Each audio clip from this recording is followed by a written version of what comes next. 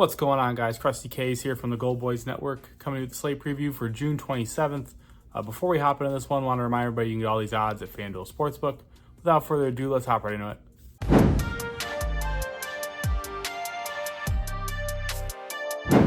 So our first one, Minnesota Twins taking on the Arizona Diamondbacks.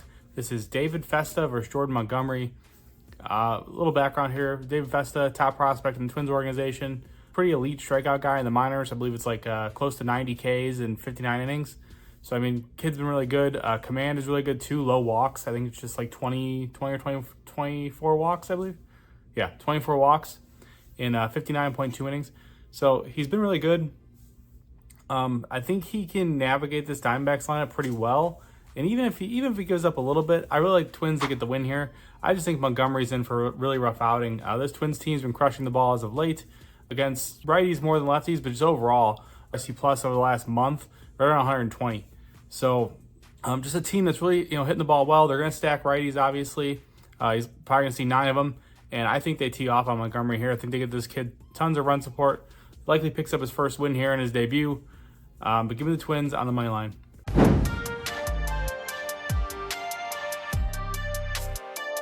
Our next one, Chicago Cubs taking on San Francisco Giants. Shota Imanaga versus Jordan Hicks.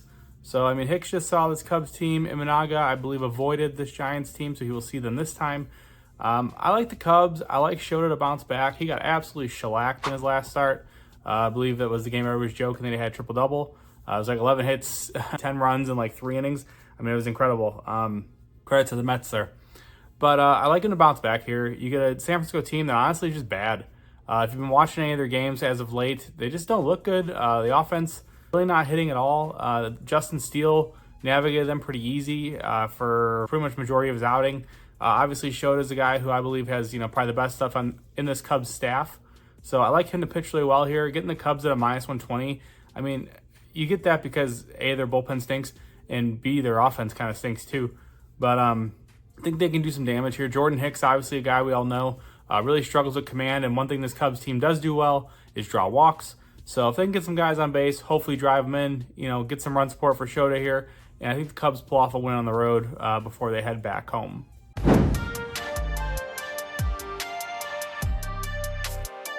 Our next one, the Atlanta Braves taking on the Chicago White Sox.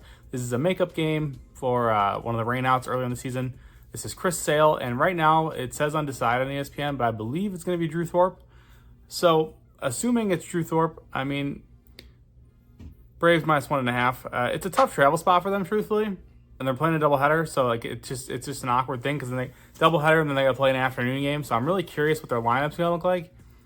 But Drew Thorpe is a guy. If you've been paying attention, the biggest question for him was how well is his fastball going to play in the majors because he tops out around like 91, 92, and the answer is not well. It's been getting absolutely tagged. So he looked really good against the Tigers in his last start, but I mean, I'm going to take that with a grain of salt. It was the Tigers. So, I mean, this Braves team, as we all know, one of the best fastball hitting teams in all of baseball. This is a terrible matchup for Thorpe if he ends up going here. Regardless if it is Thorpe or not, I'm on the Braves minus 1.5. Like I said, it's a tough travel spot, but I think Sale just comes out and dominates this White Sox lineup. This is a spot where they're, in my opinion, they are totally overmatched. Sale, it's been, widely known his opinions on this White Sox organization. I think he comes out and kind of shoves up their ass, for lack of a better term.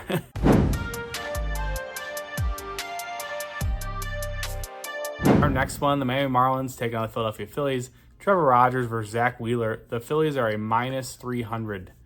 I don't know if anybody knows this or not, but minus 300s don't pay in the MLB. Not often, anyway. You won't catch me taking the Marlins here, though. But Phillies team total over. I love it. Trevor Rogers, he's a lefty. We all know that.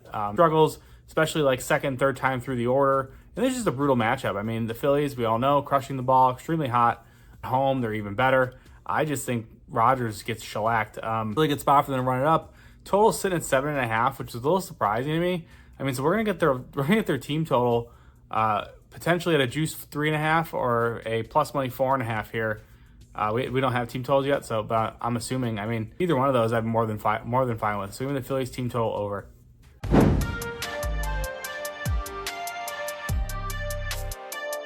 Our next one, the Texas Rangers taking on the Baltimore Orioles. This is John Gray versus Corbin Burns. So Texas just wrapped up a series against Milwaukee. They got swept.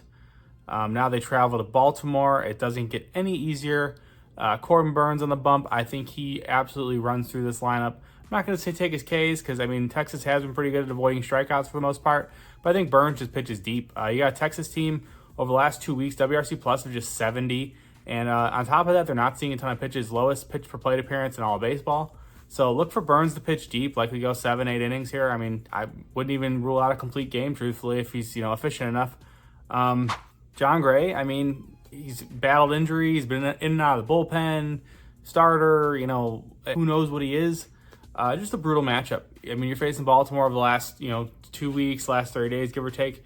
WRC plus 150 versus right-handed pitching. Just an absolutely brutal matchup for him here. Wouldn't be surprised if he gives up a few runs. And like I said, Corbin Burns on the other side, I don't see this Texas team putting up runs here. This is a brutal spot for them, especially with how bad they've been. You couldn't put up runs against some of the piss-poor pitching from Milwaukee that they trotted out there. And then you finally get a game against Dallas Keuchel, and, you couldn't even get the win there. So I just think they're scuffling. They're going to continue to scuffle, and it ain't getting any easier. Give me Baltimore on the money line here. They win this one pretty easy, in my opinion. Wait, before we get back to the picks, I wanted to thank you all for watching. Friends don't let friends watch videos without hitting the like button. So go ahead and press the thumbs up button and like the video. If you're new here and not subscribed, you should go ahead and do so because we're dropping new content each and every day on the Gold Boys Network. We strive to cover every sport and give out picks and analysis and valuable information for free on the Gold Boys Network. So make sure you're subscribed and hit the bell so you can get notified when we drop something new. I'm Brad Thomas. Let's get back to the picks.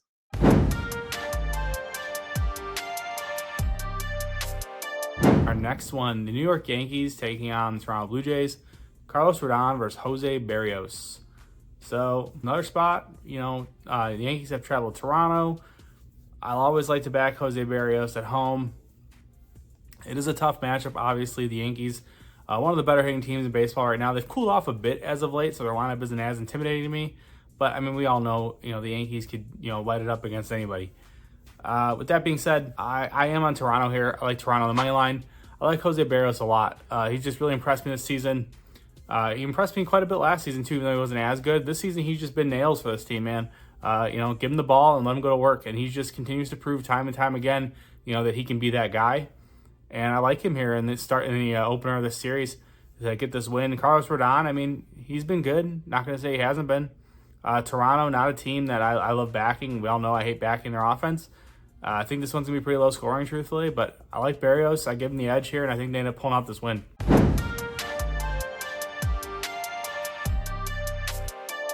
Our next one, the Cincinnati Reds taking on the St. Louis Cardinals. This is Andrew Abbott versus Miles McCollum. I'm on the over. So Miles McCollum is the guy I love to fade. We all know that. This Reds team, their offense has been just so up and down. I think they can get to McCollum. So heavy sinker ball guy, and we all know they have guys who crush the sinker. So it feels like a good spot for their bats to get going. Flip side, Andrew Abbott. He's coming off a 10K game where he looked absolutely unhittable against Boston. But we all know Boston can't hit lefties. Get a Cardinals team who's starting to stroke it a bit. They get Contreras back, which is a big bat. They got Goldie, Arenado. These guys are starting to swing it a bit. Arenado's still scuffling a bit, so I won't say he's back yet. But overall, just 1 through 9, the team's hitting a lot better. I think they get to Abbott here. Whiff rate is significantly down from last year. So giving him a lot more contact. Ultimately, I think he struggles against this Cardinals team.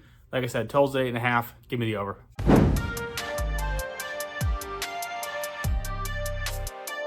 Our next one, Cleveland Guardians taking on the Kansas City Royals. Ben Lively versus Michael Wacha.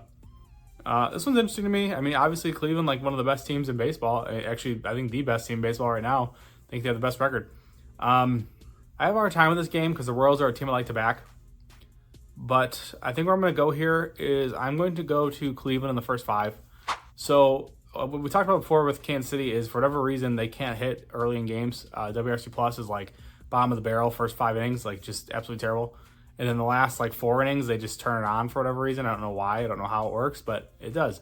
So give me Cleveland in the first 5. I think Ben Lively pitches well enough, to keep this Royals team in check. And like I said, they've struggled early in games anyway. Michael Wacha, he's a guy who's going to take the ball and go out there and try and give you 6 innings. I just think this is a tough spot.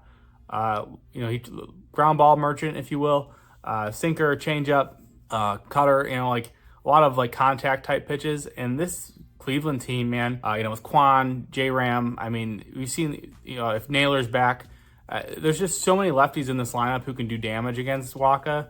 I mean, I think they get runs early here. I really do. So I like Ben Lively to pitch well enough to shut down this Royals team. And I think I think Cleveland takes the first 5 here. In terms of full game, I have no interest because, like I said, this Kansas City team's weird. Their bats wake up. Their bullpen's kind of bad. So, I wouldn't be surprised if Cleveland wins the full game. But I'll just go with Cleveland in the first 5 here. Hey guys, I just want to give a quick reminder that new users can bet $5 at FanDuel on any of the bets in this video and win $150 in bonus bets if the bet wins. Now let's get back to the bets.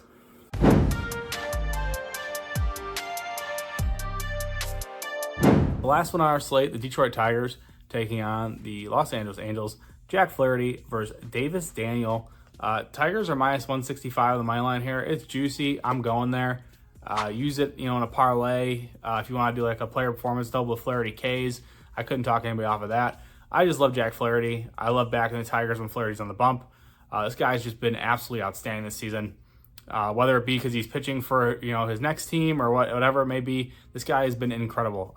The K stuff has been unreal. He's been borderline unhittable start after start. Doesn't matter who he's pitching against. He's just risen to the occasion time after time. Gets an Angels team here who I think he's just going to absolutely overmatch. Love him to pitch well here. Love his strikeouts. Love pretty much Jack Flaherty, anything. And I think Tigers get the win. I mean, again, it's a team where their bats, I hate backing them. But with Flaherty on the bump, I don't expect the Angels to score much. So Tigers can hopefully scrape across a run or two and get us home here. Tigers on the money line, Jack Flaherty, however you want him, he's covering it. That does conclude the slate, though. If you guys can do me a favor, drop a like, drop a comment. I've been loving reading all the comments about the parlays. I had somebody reach out to me the other day. They cashed like a plus 3,000, I believe it was, off of the plays from this video. So that's awesome. I love to hear that. Let's keep cashing. Let's keep it rolling. Before I hop off, top 3 plays for this one. We're going to go with the Twins money line. Absolutely love that. Like I said, David Festa should pitch really well. Montgomery going to get shelled. My next one would be the Orioles on the money line. If it's too juiced, we can roll the Orioles minus 1.5. Let's wait and see. It's not a price yet. And my last one would be the Tigers on the money line. As always, you can get all my official plays at goldboys.com. If you have a gambling problem, dial 1-800-GAMBLER. Thank you, guys.